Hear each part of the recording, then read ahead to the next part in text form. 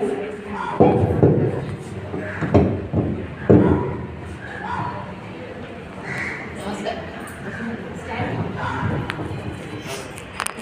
सर्वांना.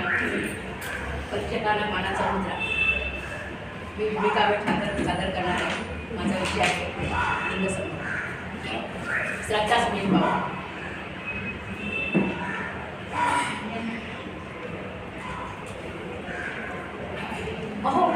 अहो ऐकलं ना? ऐकताय ना? अहो ऐका ना, मला नाही करायचं अबॉर्शन. मला माझं बाळ हवंय. मला माझं बाळ हवंय. प्लीज प्लीज असं नका ना करू. हो सासूबाई, तुम्ही तरी सांगा ना. होय ना, तुम्ही तरी सांगा नाही ना. मला नाही करायचं अबॉर्शन. मला माझं बाळ हवंय. हो, जिवंत जीव कसा मारायचा सांगा ना मला तुम्ही. तुम्ही पण एक स्त्री आहात ना. तुम्हाला कळतायत ना माझ्या भावना. तुम्हाला कळतायत ना माझ्या भावना.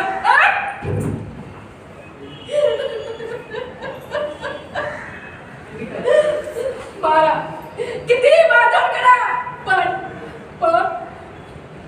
पण मी हे पाप होऊ देणार नाही. मी हे पाप होऊ देणार नाही. माझं चुकलं. मी तुम्हाला त्याच वेळी विरोध करायला हवा होता, जेव्हा तुम्ही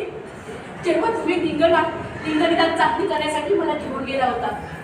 खूप ऐकलं, खूप छान केलं, पण आता नाही. आता अजिबात नाही.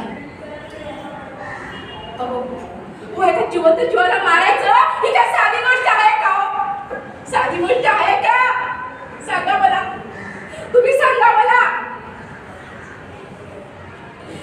तुमच्या सारखी माणसे म्हणजे समाजाला लागलेला एक प्रकारचा कॅन्सर आहे. कॅन्सर. मुलगी नको. मग तुम्ही जन्माला कुठून? सांगा मला, कुठून जन्माला? एका आईच्या उदरामधून जन्मालात ना. मग एवढ्या मुलीचा प्लेस का? कशासाठी? का आणि कशासाठी सांगा मला.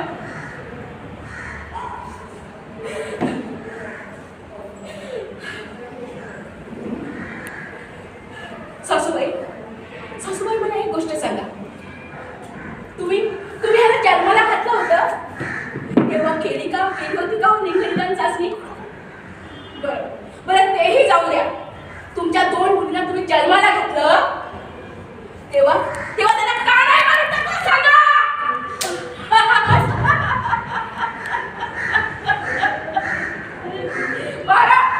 मारा किती मारहाण करा, पण तुम्ही माझा आवाज दाखवू शकणार नाही आहात.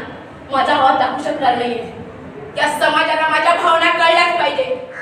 माझं आईपण, माझं वात्सल्य, माझं प्रेम हे जेव्हा या समाजाला कळेल ना, तेव्हाच खऱ्या अर्थाने एक जीव या जगामध्ये येऊ शकतो. तोपर्यंत नाही. सरकारने किती जरी बाह्य बंधने आणली तरी सफेद पोशाखातले राक्षस पडदे आडून नियमित लाखो मुलींचे बळी घेतच राहणार आहेत. मग किती बंधने असू त्याचा काही फायदा होणार नाही. काय हो पतिदेव, मला एक सांगा. चुकाच्या पोटच्या गोळ्याला नाण्यावला निष्ठुरपणा तुमच्यामध्ये आला कुठून? हात काय तुमचा मर्दपणा? तुमचे मी तुमच्या मर्दपणावर. पतिदेव, मला एक सांगा. कुठल्या क्षेत्रामध्ये मुलगा आणि मुलगी मागे आहे सांगा ना मला. सांगा. आज दोघंही मुलगा आणि मुलगी एकाच प्रगतीपथाच्या मार्गावर चालत आहेत. मग मला सांगा, कुठे आपली लेख कमी हो?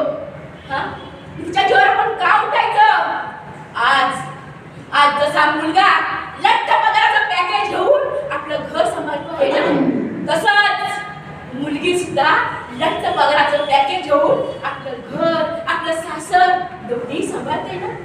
मुलगा जर घराचा कुलदीपक असेल तर मुलगी घराची पलटी होऊन दोन्ही घरांना प्रकाश देते.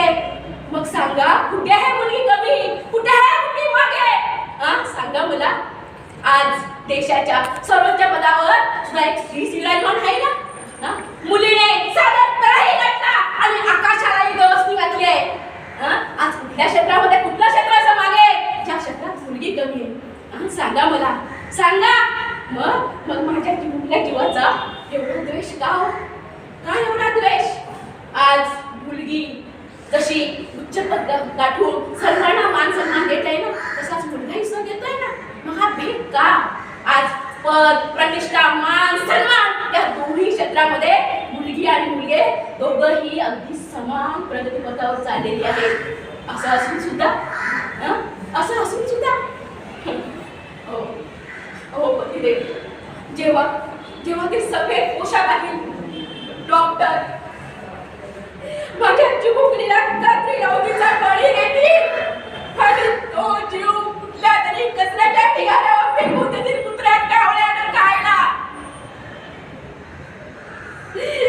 कुत्र्या कावळ्यानं खायला त्यात माझ्या चिमुकलीचा काय दोष हो? काय दोष? सांगा मला तिचा काय दोष? हो हो हो, तिला जन्माला तर येऊ द्या. हे सुंदर असं जग तिला आपल्या किलकिल्या डोळ्यांनी पाहू तर द्या. पाहूया ना तिला हे जग सुंदर असं. का त्यांनी पाप जीवाच्या जीवावरती डोके केल्या? सांगा मला का?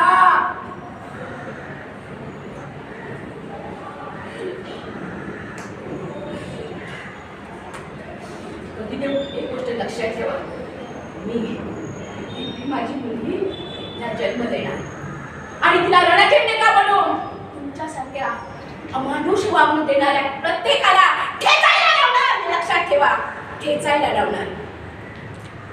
आज आज मी ह्या अमानुष कृत्यावर स्वतः खंबीरपणे उभी राहिलेली आहे. कदाचित मला माहिती आहे या युद्धामध्ये माझा बळी जाऊ शकतो, पण आता मागे नाही.